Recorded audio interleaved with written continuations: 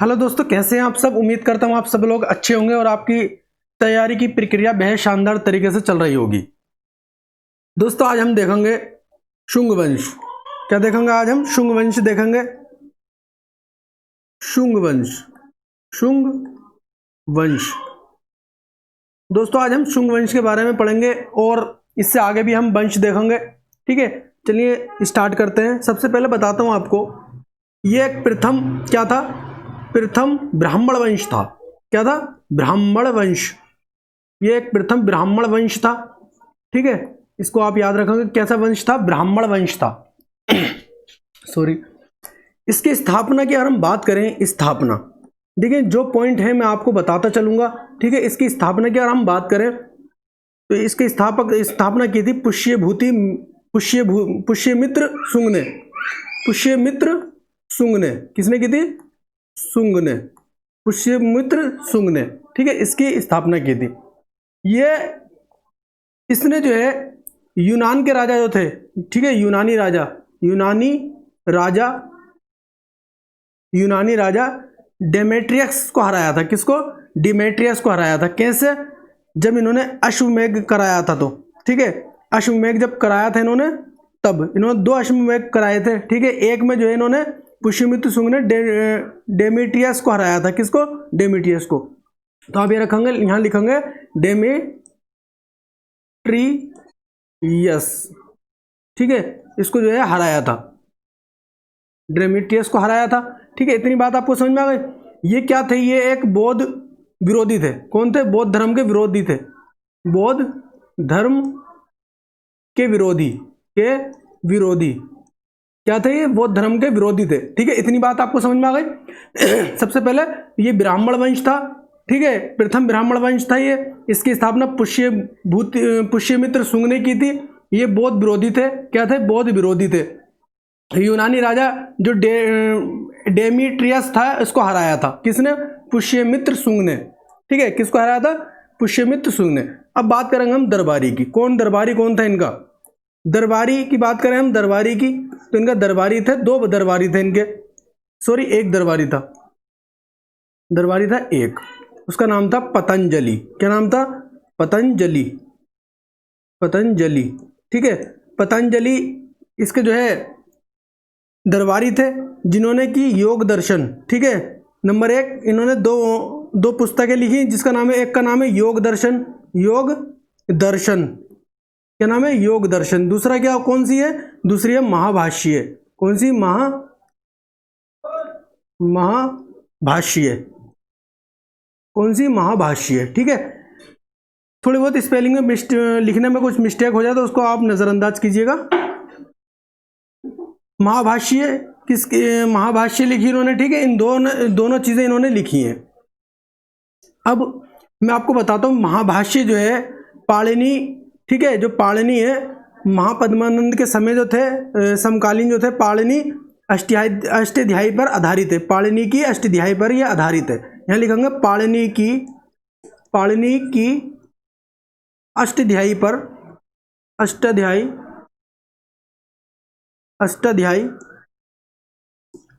आधारित है। काय पर आधारित है? पाणिनि की अष्टाध्यायी पर आधारित है। ठीक है, कौन सी? महाभाष्य। और योग दर्शन जो है इनकी, ये दो पुस्तकें इन्होंने, इनके दरबारी कवि जो पतंजलि थे, इन्होंने ये लिखी थी। इसने, इनके जो दरबारी थे। और जो पाणिनि थे, पाणिनि ये किसके समकालीन थे? ये थे महापद्मानंद के। महापद्मानंद। ठीक है, महापद्मानंद के जो थे, ये कौन थे? समकालीन थे। कौन थे? समकालीन। समकालीन का मतलब उनके समय में थे, मतलब एक तरह जो है उनके लगभग समान थे, समकालीन थे। ठीक है, देखिए इनके बताता हूं आपको मैं, इस वंश के कौन कौन से जो थे उत्तराधिकारी हुए। ठीक है, इस वंश के जो है कौन कौन उत्तराधिकारी हुए, देखो। एक तो हुआ अग्निमित्र।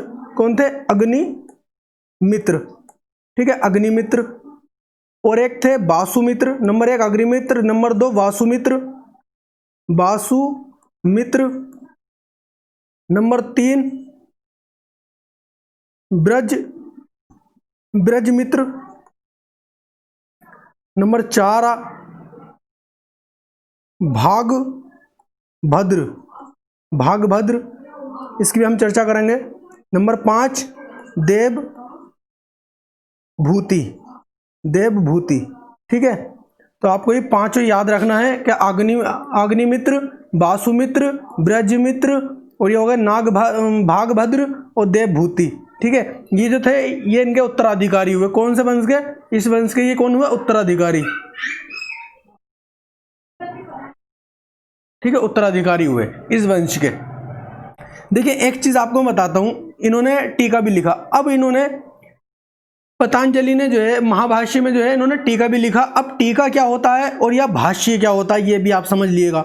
देखो भाष्य की अगर हम बात करें, भाष्य, ठीक है, भाष्य किसे कहते हैं और टीका किसे कहते हैं, ये दोनों चीज आपको मैं अच्छे से बताऊंगा। ठीक है, टीका और भाष्य।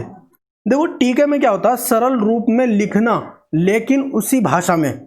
क्या लिखेंगे? सरल रूप में लिखना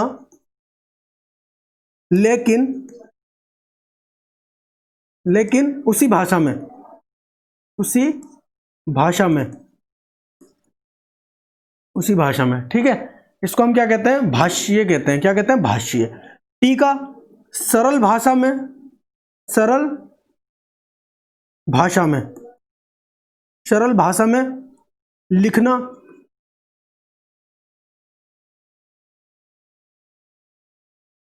सरल भाषा में लिखना लेकिन दूसरी भाषा में। समझ गए आप? तो हमने क्या देखा कि भाष्य जो होता है, भाष्य ये सरल रूप में लिखना लेकिन उसी भाषा में जो है सरल रूप में जो है उसको करके लिख देते हैं। और टीके में क्या होता है? टीका में सरल भाषा होगी, भाषा में लिखना लेकिन भाषा दूसरी होगी। ठीक है, कैसी भाषा होगी? दूसरी भाषा होगी।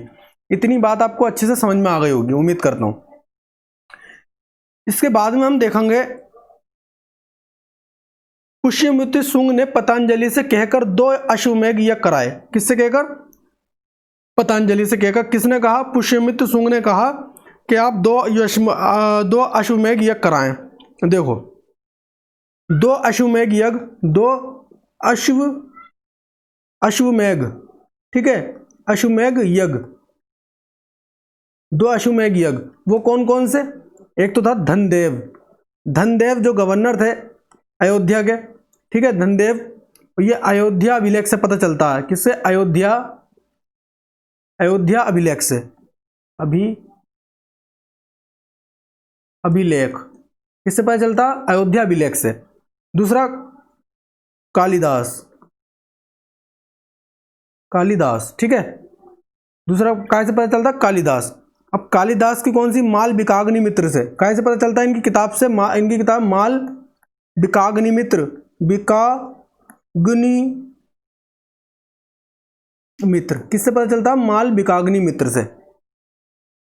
मालविका अग्निमित्र का प्रेम कथा जो है उसके बारे में इसमें जो है पूरा वर्णन किया गया है। अगर हम बात करें अश्वमेध यज्ञ की, तो पहला जो अश्वमेध यज्ञ हुआ था, इसमें क्या होता है? इसमें जो घोड़े छोड़ दिए जाते हैं। कौन? घोड़ों को छोड़ दिया जाता है और उन घोड़ों को पकड़ना होता है, मतलब उसको जो है हराना होता है घोड़े को। तो जब घोड़े छोड़ दिए जाते हैं इसमें, तो पुष्यमित्र शुंग ने डेमेट्रियस को हराया था इसी में। अब क्या हुआ कि पुष्यमित्र शुंग ने जब ये यज्ञ कराया तो यूनानी राजा थे मिनेंडर। कौन था? यूनानी राजा। ठीक है, यहां पे लिखेंगे यूनानी राजा, यूनानी राजा। ठीक है, यूनानी राजा था जिसका नाम था मिनेंडर। कौन था? मिनेंडर। इन्होंने जो है जब इन्होंने घोड़े छोड़े, ठीक है, दूसरे जो है अश्वमेध यज्ञ में, तो मिनेंडर ने पकड़ लिया घोड़ों को। अब इन्होंने जो है अश्वमेध यज्ञ में तब ये पुष्यमित्र शुंग जो थे ये गुस्साए। और जब गुस्साने के बाद में इन्होंने फिर क्या करा? अग्निमित्र के जो बेटा है, ठीक है, अग्निमित्र का जो बेटा था उसको इन्होंने कहा कि अब तुम जाओ। ठीक है, तो अग्नि में यहां लिख देता हूं मैं, अग्निमित्र का जो बेटा था, उसका नाम क्या था? वासुमित्र। बासुमित्र ने जो फिर निमंडर को हराया था, किसको?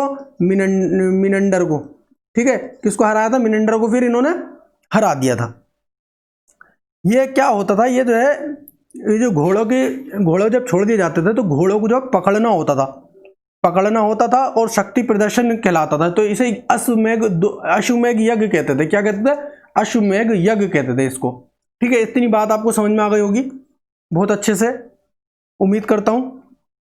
मिनेंडर बौद्ध भिक्षु नागसेन की वार्ता से हमें पता चलती है, मिलिंदोपन्हा से मिलती है। किससे?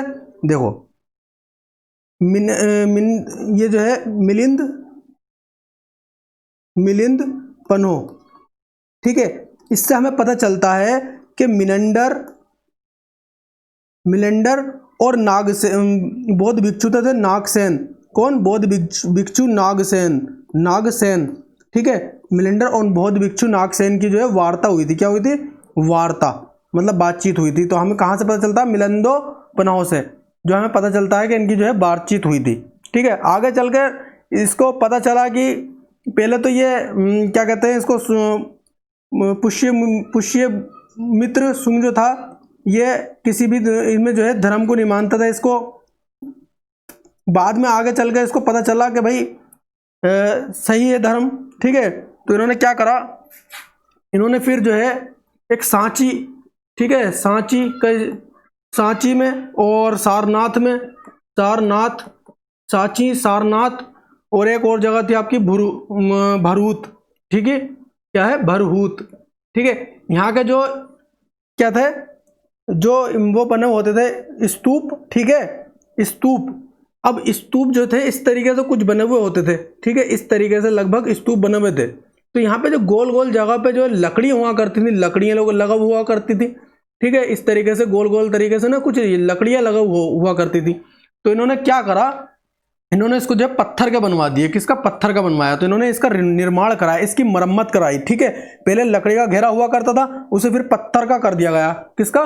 पत्थर का। ठीक है, और पाटलिपुत्र से हटाकर अपनी राजधानी विदिशा में कर दी। कहाँ? पहले कहाँ थी?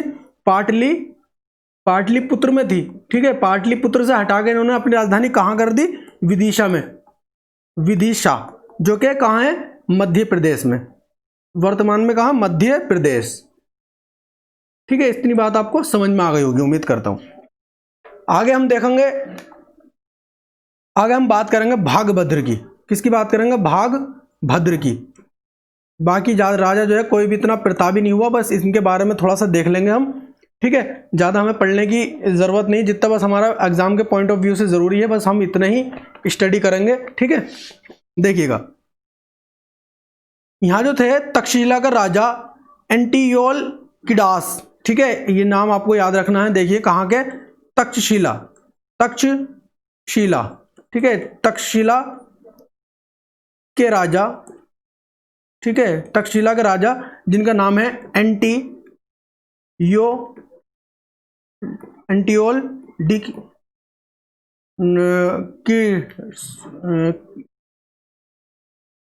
किडास। नाम थोड़ा डिफिकल्ट है। नहीं, इन्होंने क्या करा, एक यूनानी जो था, इन्होंने क्या करा, एक यूनानी को भेजा। ठीक है, यूनानी राजदूत को भेजा। किसको? यूनानी राजदूत।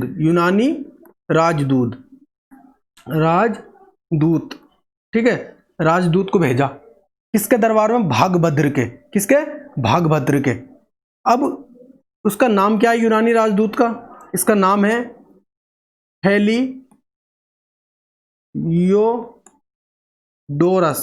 हेलियोडोरस। ठीक है, इसका नाम है हेलियोडोरस। वासुदेव श्री कृष्ण को भगवान मानते थे। ठीक है, इनके समय में ही जो है हेलियोडोरस आए थे। भगवत धर्म का उदय हुआ था उस टाइम। क्या हुआ था? भगवत धर्म का उदय हुआ था उस टाइम। ठीक है, अब इन्होंने क्या किया, इन्होंने जो था बेसनगर, कहाँ? बेसनगर में जो है इन्होंने क्या करा, गरुड़ स्तंभ बनवाया। क्या करवाया? गरुड़ स्तंभ बनवाया।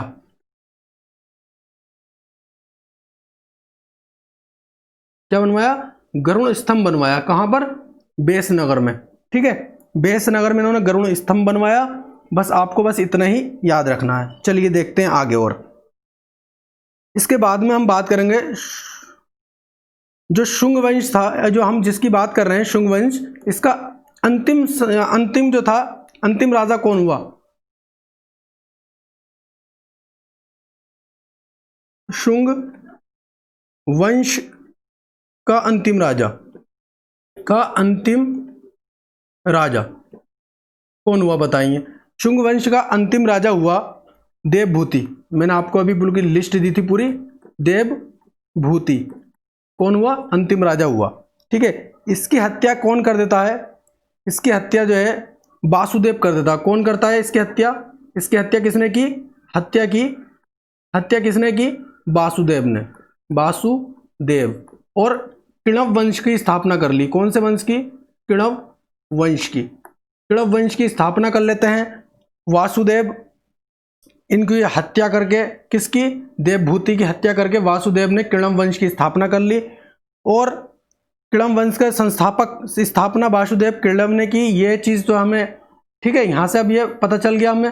अब इनके बाद में कौन आया देखो, इसको भी देख लेते हैं हम। तो भूमिमित्र, ठीक है, भूमिमित्र नंबर 1। नंबर 2 नारायण,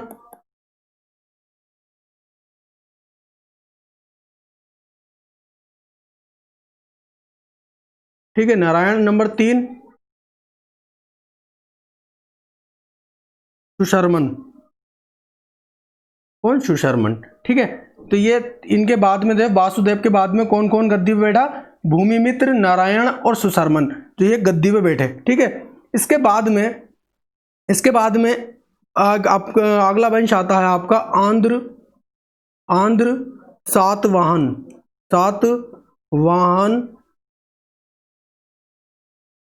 सातवाहन वंश। कौन सा? आंध्र सातवाहन वंश।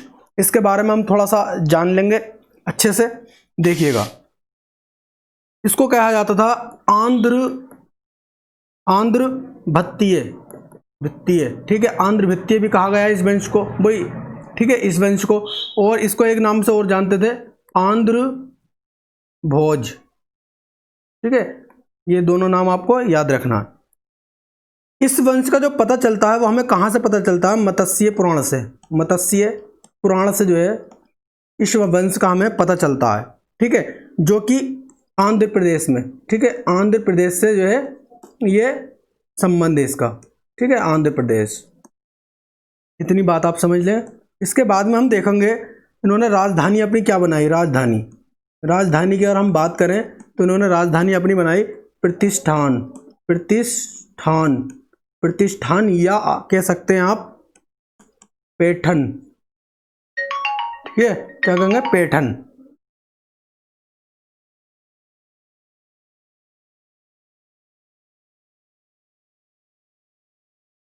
जो कि वर्तमान में क्या कहलाई? वर्तमान में औरंगाबाद। ठीक है, वर्तमान में क्या है? इसका नाम औरंगाबाद। ठीक है, इसको वर्तमान में क्या कहते हैं? औरंगाबाद है ये। इसके आगे हम पॉइंट देखेंगे, उदय कहाँ से हुआ इसका? उदय। ठीक है, इसका उदय कहाँ से हुआ? नासिक। ठीक है, नासिक जो महाराष्ट्र से, नासिक कहाँ पे? महाराष्ट्र में। ठीक है, यहाँ से इसका क्या होता है? उदय होता है। बात करेंगे हम चौथे पॉइंट की। चौथे पॉइंट में हम देखेंगे कि प्रथम, ठीक है, प्रथम महान शासक हुए कौन? इसके प्रथम महान शासक कौन बने इस वंश के? वो थे सतकर्णी प्रथम। कौन? सतकर्णी। कौन थे? सतकर्णी प्रथम, या लिख दे फर्स्ट। ठीक है, प्रथम। सतकर्णी प्रथम जो थे इसके महान शासक हुए। और 17वें शासक को आपको याद रखना है। 17वां शासक जो थे इसके कौन थे? 17वां शासक जो था वो थे हाल। क्या नाम है? हाल। ये जिसे भी देखते थे उससे इन्हें प्रेम हो जाया करता था। ठीक है,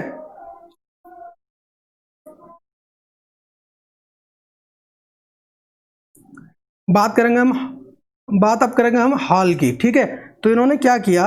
इन्होंने खुद अपनी एक रचना की थी। इनकी रचना कौन सी थी?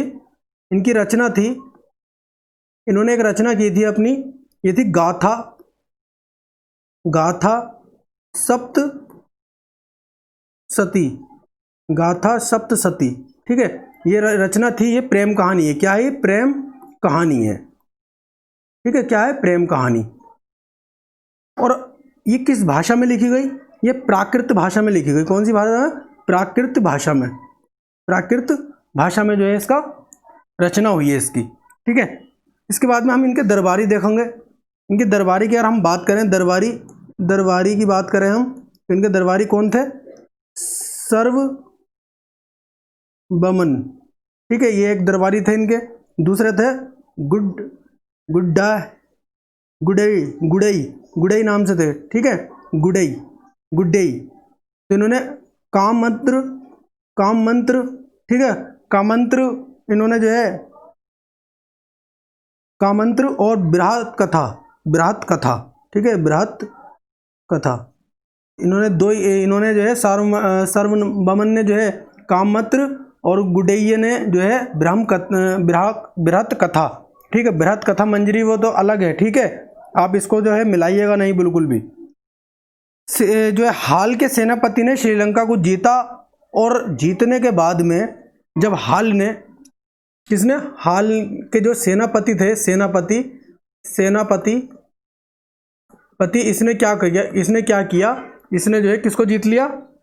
इसने श्रीलंका को जीत लिया। किसको? श्रीलंका को।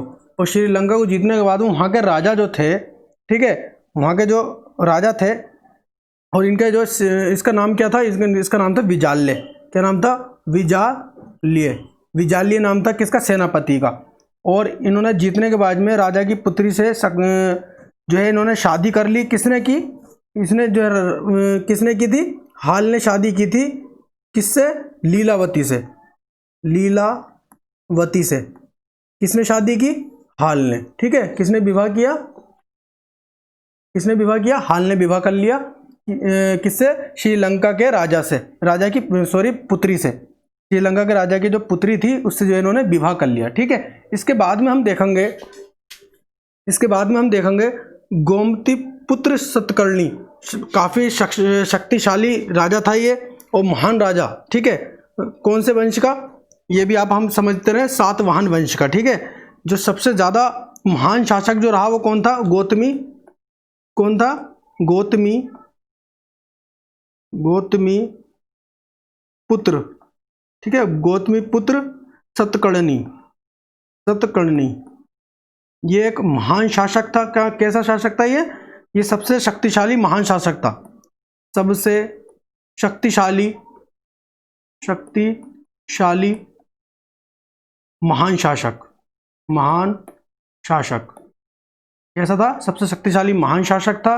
दूसरी चीज देखें इसके घोड़े जो थे, कहते हैं इसके घोड़े 3 समुद्र का जो है पानी पी चुके थे। मतलब हर तरफ जीत। ठीक है, जीत का जो है भयंकर तूफान उठा रखा था। तो इनके घोड़े जो थे, कहते हैं, ठीक है, घोड़े उन्होंने जो है 3 समुद्र का पानी पिया। कितने? 3 समुद्र का पानी। ठीक है, तो आप बस ये याद रखेगा, 3 समुद्र का पानी इनके घोड़ों ने पिया। और इसकी तो उपाधि थी। उपाधि कौन सी थी इसके पास? और हम बात करें इसको उपाधि कौन सी ली थी इसने वेणकटक स्वामी। किसकी? वेणकटक स्वामी की इसने उपाधि ली थी। क्यों? क्योंकि इन्होंने जो है एक नगर बसाया था। कौन सा? वेणकटक नगर। कौन सा नगर? वेणकटक नगर बसाया था। और इन्होंने बौद्ध भिक्षुओं के लिए जो था क्या करा था? बौद्ध भिक्षुओं को इन्होंने, यहां लिख देता हूं, बौद्ध भिक्षु के लिए जो था इन्होंने 2 नगर बसाए थे। 2 नगर में जो है इन्होंने क्या किया था? एक नासिक, ठीक है, नासिक, और दूसरा था आपका कारले। नासिक में जो था इन्होंने अजकालिए गांव जो है दान में दिया था। कौन सा? नाम लिख देता हूं मैं, चलिए मैं इसके ऊपर लिख देता हूं, अजकालिए। ठीक है, गांव यहाँ पे जो है इन्होंने दान में दे दिया था। ये दान में दे दिया था अजकालिए गांव। और यहाँ का जो है, यहाँ के यहाँ कौन सा दिया था, कराजक, कौन सा गांव दिया था, कराजक गांव, ठीक है, इन्होंने ये दान में दे दिए थे दोनों गांव, ठीक है। इसके बाद में देखते हैं, इसके बाद में अगर हम बात करें, इससे अगले जो राजा थे वो कौन थे, वशिष्ठी पुत्र, क्या नाम था, वशिष्ठी पुत्र पुलुवामी, वशिष्ठी पुत्र पुलुवामी। इसके बारे में ज़्यादा नहीं पढ़ेंगे हम, बस इनके बारे में बस हम इतना जान लेंगे, इन्होंने अमरावती बौद्ध स्तूप बनवाया था। कौन सा, अमरावती बौद्ध स्तूप बनवाया था, स्तूप, ठीक है, अमरावती बुद्ध स्तूप बनवाया, ठीक है। बस अभी इनके बारे में बस इतना ही हम पढ़ना है हमें। इसके बाद में करेंगे, देखेंगे हम यज्ञ, क्या नाम था, यज्ञ श्री, क्या नाम था, यज्ञ श्री सतकर्णी, इनके बारे में थोड़ा हम देखेंगे। ये एक अंतिम राजा हुए, कौन से, अंतिम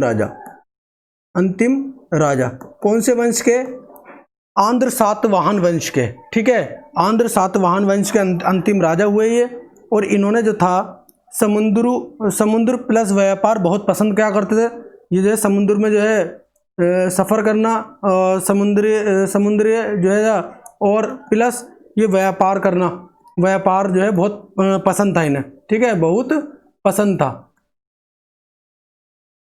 दूसरी चीज़ देखिएगा, सिक्कों पर जहाज का चित्र बना हुआ मिला है, ठीक है, सिक्कों पे जो है इनके समय के जो सिक्के थे उस पर जहाज जो है, जहाज की आकृति मिली है, किसकी, जहाज बना हुआ है, ठीक है, जहाज। बात करेंगे अब हम, कुछ चीज़ें देख लेते हैं थोड़ी। शीशे के सिक्के किसके कब चले, ये भी आंध्र सातवाहन वंश के समय जो है शीशे के और क्या के, पोटीन, ठीक है, पोटीन के सिक्के चले। सर्वप्रथम लिख लिएगा यहाँ पे, सर्वप्रथम, ठीक है, सर्वप्रथम जो शीशे और पोटीन के सिक्के जो है कहाँ कौन से वंश में चले, आंध्र सातवाहन वंश। 7 शीशे, इस तरीके से याद कर लेना, थोड़ा रिलेट कर लिया करें आप चीज़ों को। इसी के समय पे जो है भूमि अनुदान, ठीक है, भूमि अनुदान जो है की शुरुआत कर दी गई थी, भूमि अनुदान। इसके और एक चीज़ और देखिएगा, सामंतवाद का मतलब होता है जमींदारी प्रथा, ठीक है, सामंतवाद जो है इन्हीं के टाइम में जो है शुरू किया गया था, शुरुआत हुई थी, ठीक है, सामंतवाद की। जैसे कि जमींदारी प्रथा उसे कहते हैं, जैसे भूमि की से पैदावारी होने के बाद में उसको जो है उनका कुछ परसेंटेज पहुँचाया जाता है। तो दोस्तों, अगर आपको हमारा ये वीडियो पसंद आया हो तो लाइक करें, शेयर करें, कमेंट्स करके हमें बताएं आपको ये वीडियो कैसा लगा। Thanks for watching.